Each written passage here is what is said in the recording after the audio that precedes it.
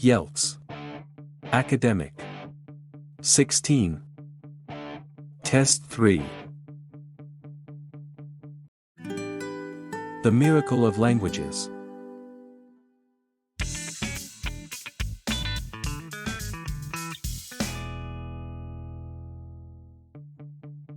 Part 1.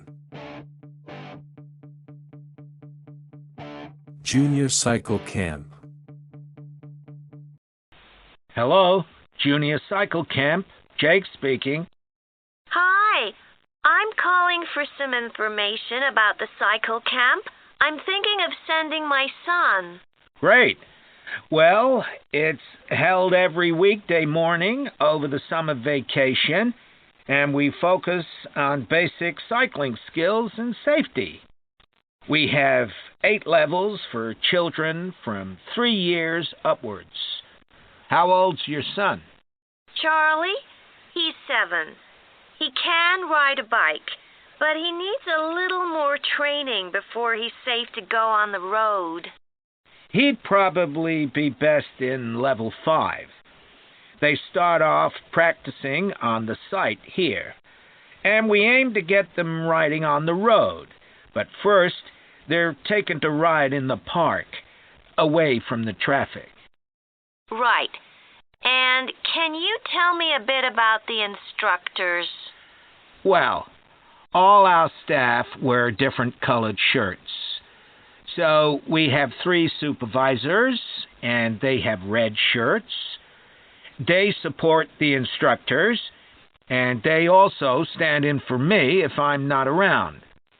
Then the instructors themselves are in blue shirts, and one of these is responsible for each class. Okay. In order to be accepted, all our instructors have to submit a reference from someone who's seen them work with children. Like if they've worked as a babysitter, for example. Then they have to complete our training course, including how to do lesson plans and generally care for the well-being of the kids in their class. They do a great job, I have to say. Right. And tell me a bit about the classes. What size will Charlie's class be? We have a limit of 8 children in each class, so their instructor really gets to know them well. They're out riding most of the time, but they have quiet times too, where their instructor might tell them a story that's got something to do with cycling, or get them to play a game together. It's a lot of fun. It must be.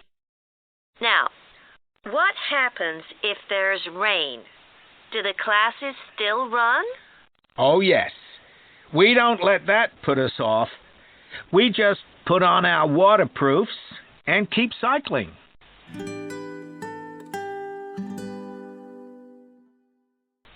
And is there anything special Charlie should bring along with him? Well, maybe some spare clothes, especially if the weather's not so good. And a snack for break time? How about a drink? No, we'll provide that.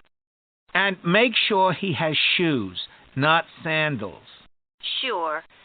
And just at present, Charlie has to take medication every few hours, so I'll make sure he has that. Absolutely. Just give us details of when he has to take it, and we'll make sure he does. Thanks. Now, there are a few things you should know about day 1 of the camp. The classes normally start at 9:30 every morning, but on day 1, you should aim to get Charlie here by 9:20. The finishing time will be 12:30 as usual. We need the additional time because there are a few extra things to do. The most important is that we have a very careful check to make sure that every child's helmet fits properly. If it doesn't fit, we'll try to adjust it, or we'll find him another one. But he must wear it all the time he's on the bike. Of course. Then, after that, all the instructors will be waiting to meet their classes, and they'll meet up in the tent. You can't miss it. And each instructor will take their class away and get started. Okay, well, that all sounds good. Now, can you tell me how much the camp costs a week? $199. We've managed to keep the price more or less the same as last year.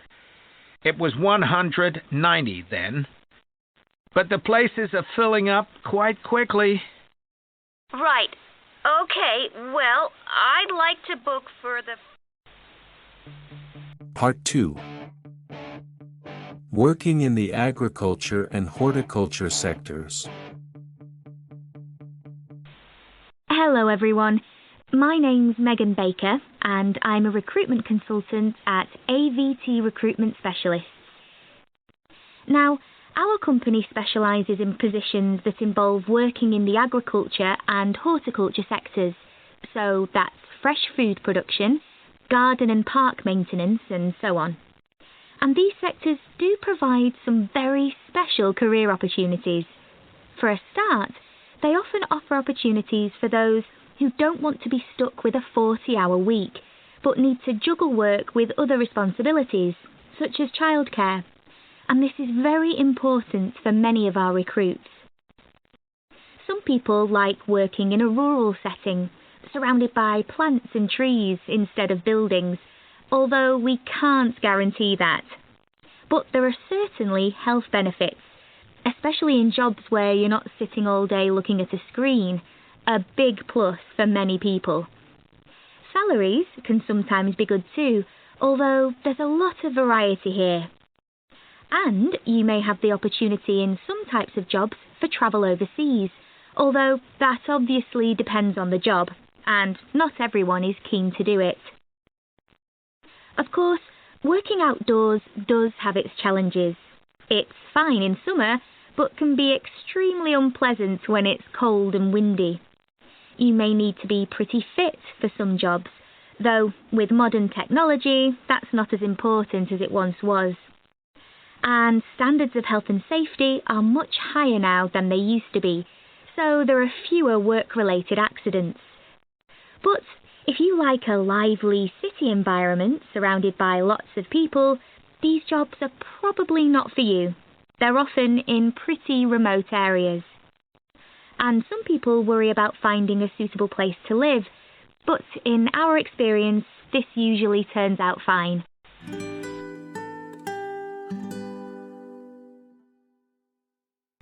Now, let me tell you about some of the exciting jobs that we have on our books right now. One is for a fresh food commercial manager. Our client here is a very large fresh food producer, supplying a range of top supermarkets. They operate in a very fast-paced environment with low profit margins.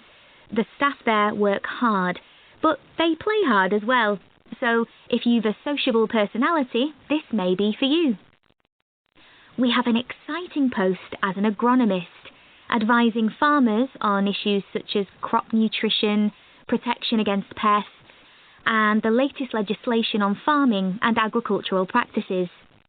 There are good opportunities for the right person to quickly make their way up the career ladder, but a deep knowledge of the agricultural sector is expected of applicants.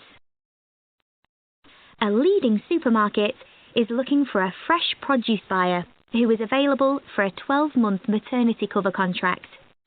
You need to have experience in administration, planning and buying in the fresh produce industry, and in return will receive a very competitive salary. We have also received a request for a sales manager for a chain of garden centres. You will be visiting centres in the region to ensure their high levels of customer service are maintained. This post is only suitable for someone who is prepared to live in the region. There is also a vacancy for a tree technician to carry out tree cutting, forestry and conservation work.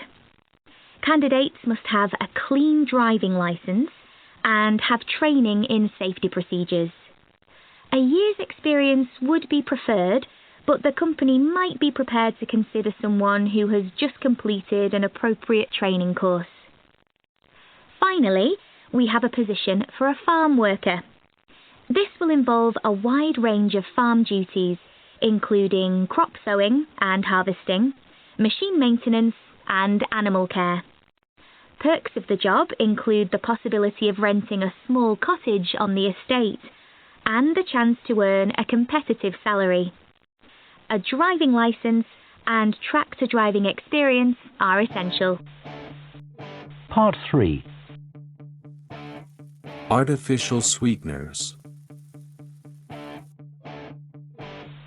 Okay, Rosie, shall we try to get some ideas together for our presentation on diet and obesity? Sure. I can talk about the experiment I did to see if people can tell the difference between real sugar and artificial sweeteners. Where you gave people drinks with either sugar or artificial sweeteners, and they had to say which they thought it was? Yeah, it took me ages to decide exactly how I'd organise it, especially how I could make sure that people didn't know which drink I was giving them. It was hard to keep track of it all, especially as I had so many people doing it. I had to make sure I kept a proper record of what each person had had. So, could most people tell the difference? Yeah, I hadn't thought that they would be able to, but most people could. Then there's that experiment I did, measuring the fat content of nuts, to see if the nutritional information given on the packet was accurate. The one where you ground up the nuts and mixed them with a chemical to absorb the fat? Yes. My results were a bit problematic. The fat content for that type of nut seemed much lower than it said on the package. But I reckon the package information was right. I think I should probably have ground up the nuts more than I did. It's possible that the scales for weighing the fat weren't accurate enough too. I'd really like to try the experiment again sometime.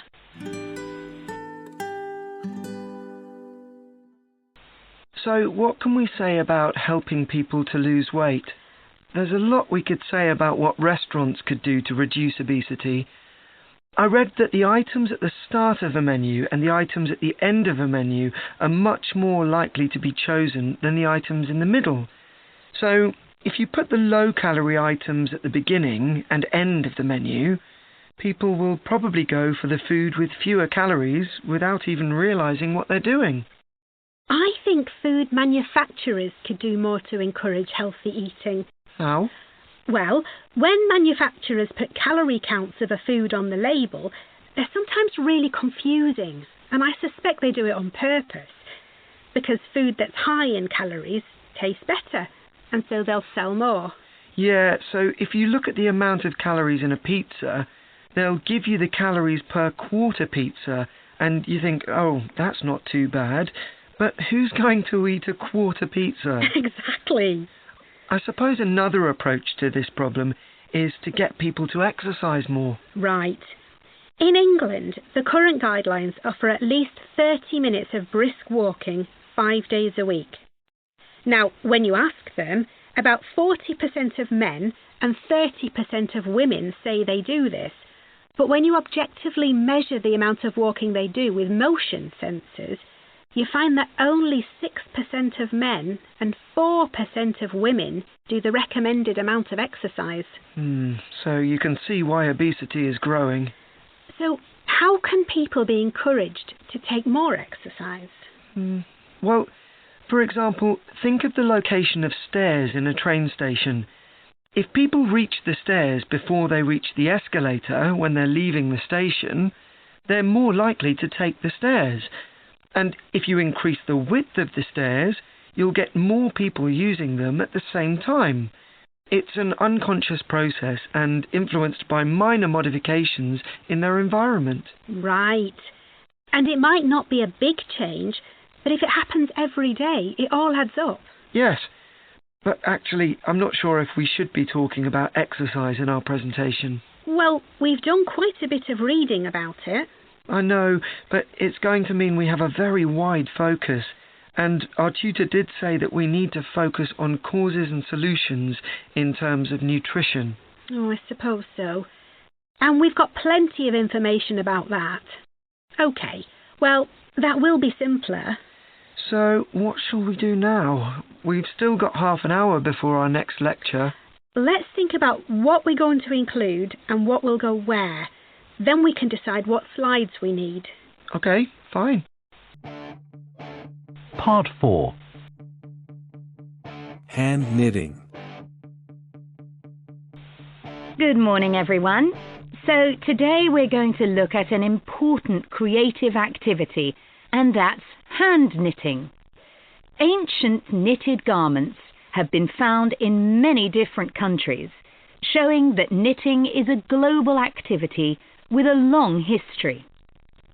When someone says the word knitting, we might well picture an elderly person, a grandmother perhaps, sitting by the fire knitting garments for themselves or other members of the family. It's a homely image, but one that may lead you to feel that knitting is an activity of the past. And indeed, during the previous decade, it was one of the skills that was predicted to vanish from everyday life.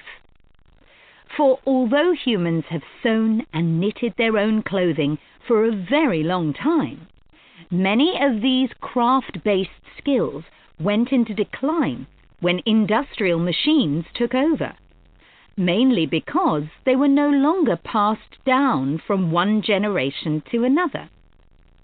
However, that's all changing, and interest in knitting classes in many countries is actually rising, as more and more people are seeking formal instruction in the skill.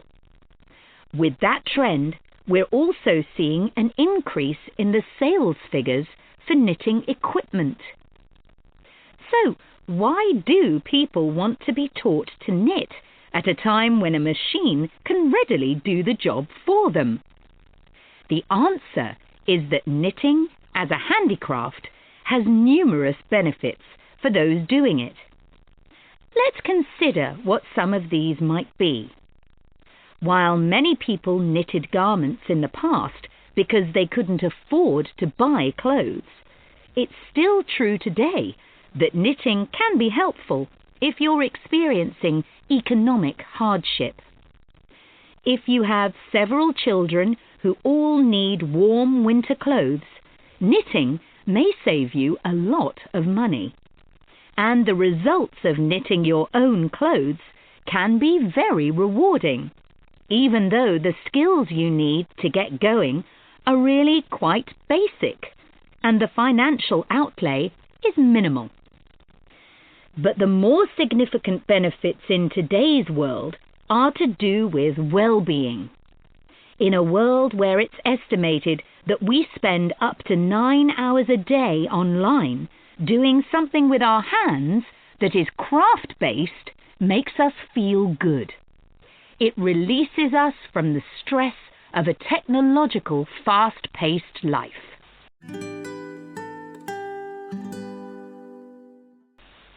Now, let's look back a bit to early knitting activities. In fact, no one really knows when knitting first began, but archaeological remains have disclosed plenty of information for us to think about. One of the interesting things about knitting is that the earliest pieces of clothing that have been found suggest that most of the items produced were round rather than flat. Discoveries from the 3rd and 4th centuries in Egypt show that things like socks and gloves that were needed to keep hands and feet warm were knitted in one piece using 4 or 5 needles. That's very different from most knitting patterns today, which only require 2. What's more, the very first needles people used were hand-carved out of wood and other natural materials, like bone, whereas today's needles are largely made of steel or plastic and make that characteristic clicking sound when someone's using them. Ancient people knitted using yarns made from linen, hemp, cotton and wool, and these were often very rough on the skin. The spinning wheel, which allowed people to make finer yarns and produce much greater quantities of them, led to the dominance of wool in the knitting industry, often favoured for its warmth. Another interesting fact about knitting is that because it was practiced in so many parts of the world for so many purposes, regional differences in style developed. This visual identity has allowed researchers to match bits of knitted clothing that have been unearthed over time to the region from which the wearer came, or the job that he or she did. As I've mentioned, knitting offered people from poor communities a way of making extra money while doing other tasks. For many centuries, it seems, men, women and children took every opportunity to knit, for example, while watching over sheep, walking to market, or riding in boats. So, let's move on.